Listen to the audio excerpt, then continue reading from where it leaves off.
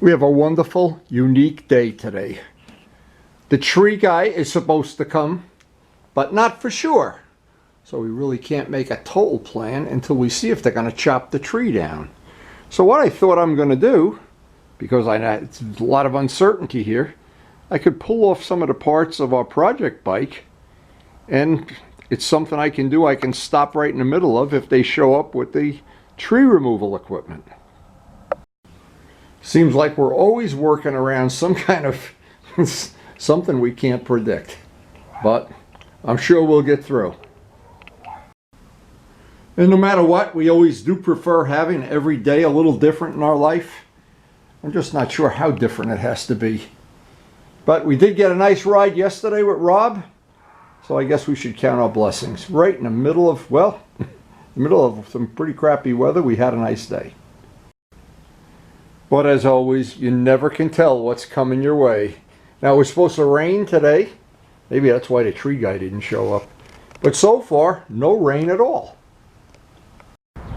One final look at this big tree, which if it falls, it would fall on Bill's house and my garage. So we're real happy if they do show up sometime today, but looks like it's going to rain. Maybe that's the reason they're not here. And it seems like it was forever ago that we had flowers everywhere, and it's going to be a long time before we see some zinnias. So the first thing is to set this up in such a way, I guess I can just pull this out of the parking garage here and see if we can get those upper fairings off.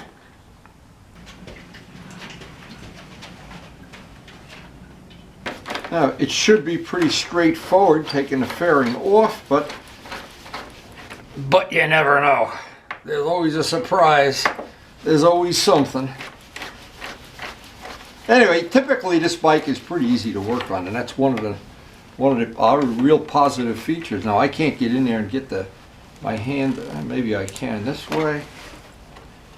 It's a real challenge to get some of these bolts out, and these are two that are.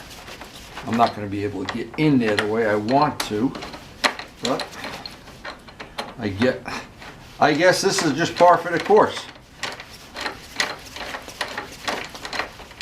Now, because I wanted to make mirror block off plates, oh, there they go. I want to save these for the pattern.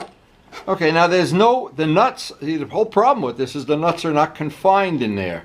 So you have to reach your hand in, and of course, if you have big fat hands like I do, just a little bit of a challenge. But we'll see, because we're going to make those block off plates. I'm not sure how this is going to play out. We're certainly going to find out. Now, as I'm taking the pieces apart, of course I'm keeping the nuts and the gaskets because I'm going to use this to trace out. Assuming we don't come up with something creative or different, I can always use this as a pattern for the aluminum block off plates.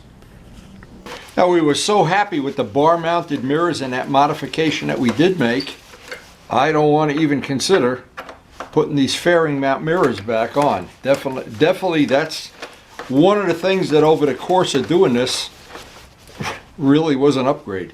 Now, what I did do, and I'm going to see if it works on this one, it's a good trick. When you're pulling up on a nut, I can get the front one, but I can't get my hand into the back one. So I want to pull up on the front one, and I'm pulling up on this bracket. I got to do them both kind of equally. Sometimes it'll just stop the nut from turning just enough that you can get the bolt out, which that just happened. Now I want to show if I can do it to this bolt. Now, when I put these back together, it's going to be difficult because I'm going to have to get down under the motorcycle and have somebody hold this while, well, we'll see. We'll cross that bridge when we come to it, I guess. We'll cut that tree down when we come to it. Now, this one looks, oh, there it goes. Okay, so that's a useful trick. That's something you can put in the bank. Now, for anybody who might not remember, we had several different sets of fairing mount mirrors, including the original ones, and none were anywhere as near as good as the bar mount mirrors, not in my opinion. So we'll be making the equivalent of a piece of good old 1/8 inch aluminum, maybe painting it, maybe polishing it, getting some polished screws. But the real secret of one of the things we learned in the last not too long ago, these mirrors, They work so well. I don't know how I suffered through having these things on the fairing. And actually, you can mount them to any handlebars on any motorcycles, and assuming you have handlebars. That's of course one of the things. But anyway, they were a giant upgrade, and they're on all the bikes except I think the last one we got to do. We didn't do it because it has bar mount mirrors. The last one is the GS, and even on the 750, it's a really nice feature and a safety feature to be able to see what's behind you. So this should be, no matter how this day plays out with the tree or with whatever Karen might come up with, I hope I will get this fairing part down in the cellar where I can work on it. Now, it's got some pieces up here I have to take off, and then there's some, I know there's some down in the black hole of space. But actually, the more I've worked on this bike, the more I realize this is a relatively straightforward bike to work on, and the things from Partzilla make it even easier. And there's nothing really super high tech here, which makes it nice. Now, this one this is going to be another one where I got to get my fingers down in the black hole of space, and hopefully. But it's always so nice if you have little baby hands and big long fingers with vice grip pliers on the end of each finger.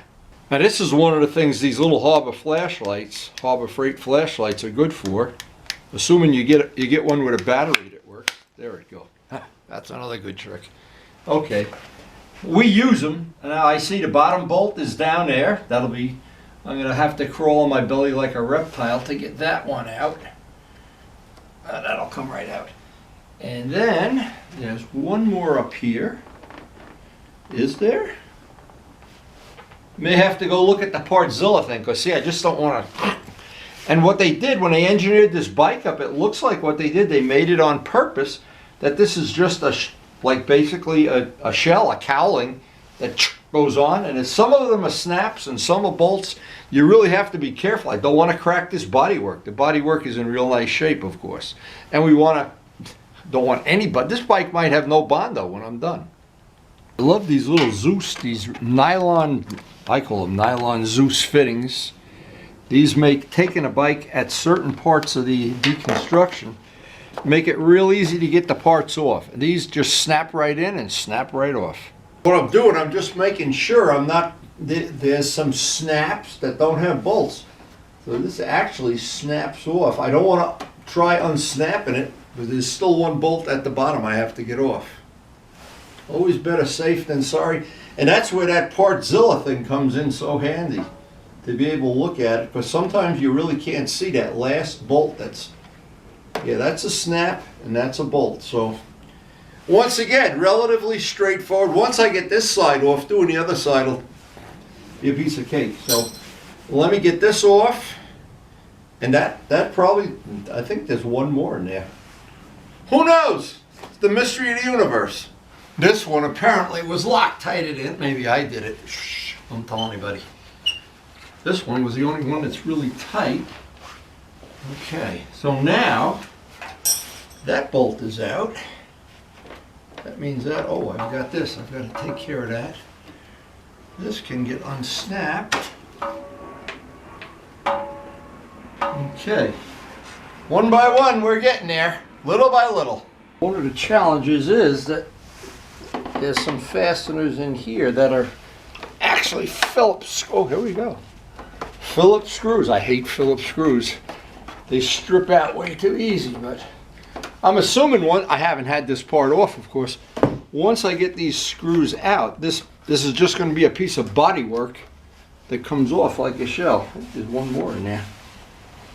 Oh yeah, one at the back, one up here, two more, one in the middle, and they're all Phillips. Now, thanks to our little Harbor Freight light, we're able to see where that last screw is, right up against the radiator. Oh, that's going to be, getting a Phillips screwdriver in there will be challenging. Now, there is a Zeus fitting up under here. Again, that little Harbor Freight light. I'm going to have to get that little Zeus fitting out. The thing that will be handy about this video will be, if I have to remember the sequence, Of course, I've got to reverse the sequence here.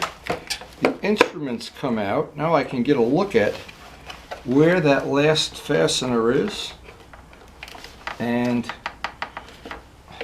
good luck with this. I can see. I better get real tiny hands. Now, I'm not sure. Some of these things may not have to come off. But because this is the first time I've had this whole thing apart, may as well do it and get familiar with it. And there's always, every bike I've ever worked on, there's always one screw where you need little tiny fingers and little tiny hands, and anyway, we're going to find out very soon. This whole piece now should be free. Well, we're going to find out. As I'm taking it apart, of course, I always try to keep track of the fasteners. And in the sequence, I took it apart, even though in this case, I don't think that's really going to be important. But I do like to have some record of how this came apart. And that's where the video is very helpful. Now, of course, if you work for the factory or you're a professional mechanic, you whip out the factory manual, which we do not have for this motorcycle, and we should have. Actually, if all else fails, I'll go and buy it. And find out there's probably a predetermined sequence that would make this a little bit easier, but the lesson here is we will figure it out. As can always happen with these type of jobs, when you don't do them every day, you've got to be a little cute and improvise a little bit. And okay, oh, here we go. As I say that, now what's going to happen is I'm going to have to take all the screws off on this side of the fairing and take the whole fairing off as a unit. Now what that'll mean is I have to put it back together as a unit. Not a big deal, but it's handy to have that on video.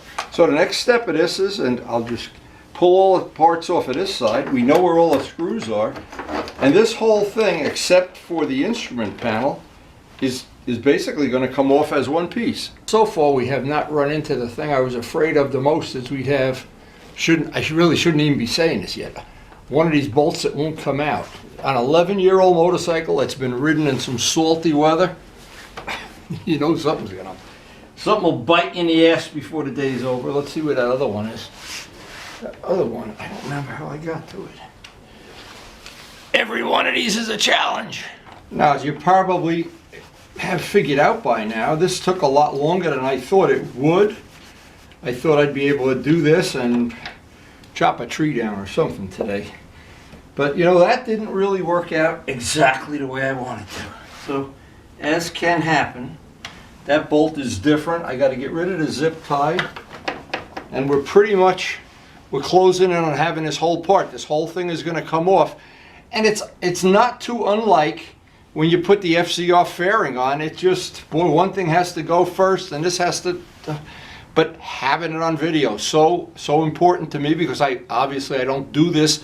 I do this once every 11 years, and maybe I'll never do it again. So if this is, we never dropped the bike or anything, there's no reason to do this again. It looks like we've got all the bolts out. I need to get this part out. I need to get that part out. The last thing is I have to get rid of, I hope this comes apart, this connection to the instrument panel. If that comes apart, that's a wire connector. Let's see where that goes. Let's see. Oh, maybe we can get this apart without that. Oh yeah. Yeah, this is going to be no big deal now. That part's got to come off. And let's see if we take, there's a bolt here, nothing there. That'll come off.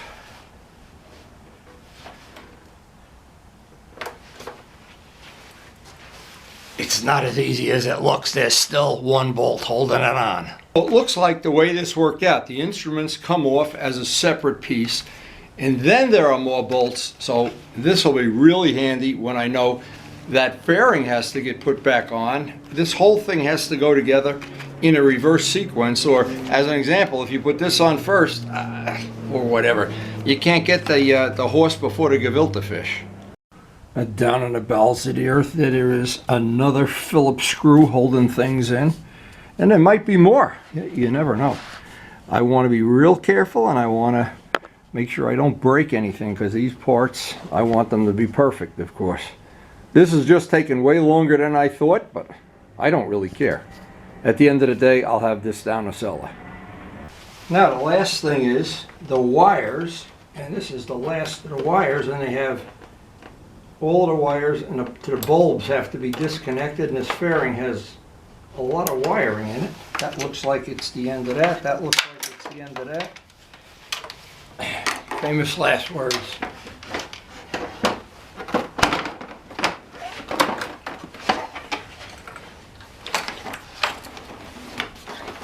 Put all these parts out. I'll wipe this down a little bit, clean it up.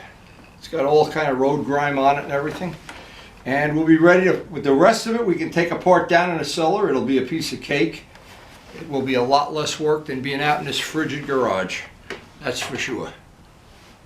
That was quite a job getting this off. I'm sure it'll be quite a job getting it back on, but we'll allow for that on the day we're going to assemble a bike. Try to have somebody here to help us do it. So, just as a matter of reference, this bike with, I think it's got 28,000, I'm not sure. I gotta look on the wall. Never used any antifreeze, never uses any oil. Got a lot of good things going for it. Runs beautifully, gets great mileage. It's only 11 years old, but when we're done with it, it's gonna be a brand new bike.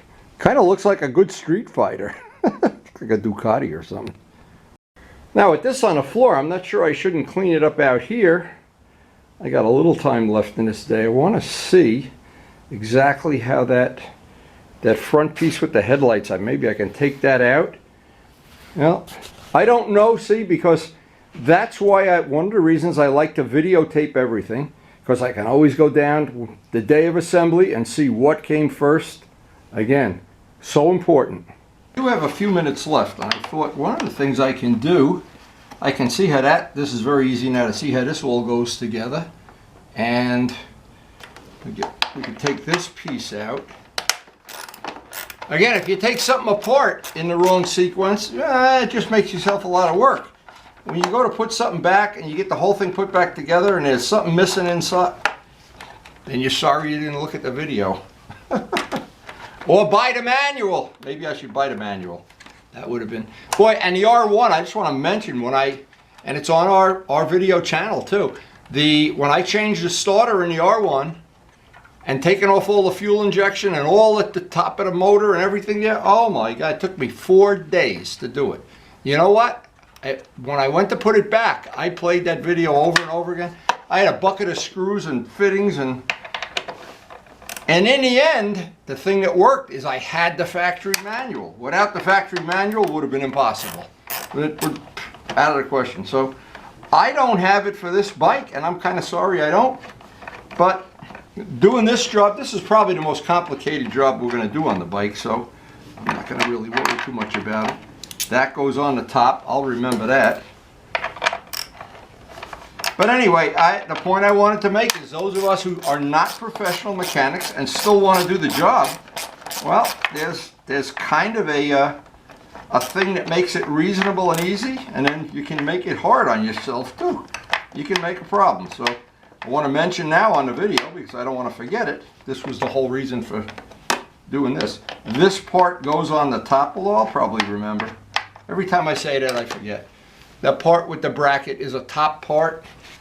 The other one is a bottom part. It's just a bolt.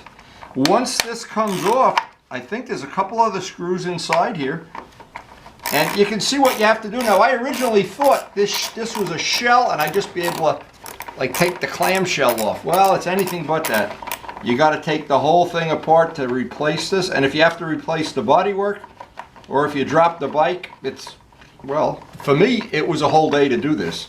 I don't know, for a skilled mechanic, probably 15 minutes, but again, that's all in the eye of the beholder now. We will, at the end of this day, this will be done. I have no doubt in my mind. Well, the hard part's already over. So this is like, everything I do from this point on is just gravy. There goes that part. Okay, and that's a one-shot thing. That's all in one piece. I wonder what that cost out on Partzilla. Oh, I wonder, yes. Okay, now this part, this looks like it's kind of straightforward. there's a Phillips screw in the middle, and there's clips on the other side. And then this piece on the bottom comes off with, let's see, what holds that on? Just a bunch of clips. Actually, as I look at it, it's pretty well engineered. Now, I always think there's somebody somewhere in a company that says, aha, we'll make this difficult to do. And there probably is. But there's always somebody that will. Now, let's see, these have to go forward, not back. Forward to back. Bingo! So what I'll do is get a separate container for all of this hardware and mark it top fairing hardware. That'll make that a little bit easier than co-mixing these, commingling them in with all the screws from the rest of the part. This is, well, it'll just make it a little bit easier. And I've got one little tab that broke off. I can see where it's on the main fairing that it is. That broke off. There's still some parts I got to pull the lights off the fairing before I can paint it, but everything else is going to be Tell-Time Rabbit. And the parts I'm not going to do much with right now, they may as well just leave them out here, otherwise we just get so clogged up down in the shop, in a cellar. Room is limited. Now you wouldn't think this was that big of a, long of a day, but it is. Oh, I'm running over the brake caliper, look at this. That's not good. Let's see what I have to do here. Sometimes you just have to think it all through. Okay, we have no brakes. Can't make this stuff up. No brakes. Don't squeeze the calipers will shut. Oh my God. Now, sometimes there are days I set unreasonable expectations for getting a job done. Today was one of them. I thought this was going to take a very short amount of time.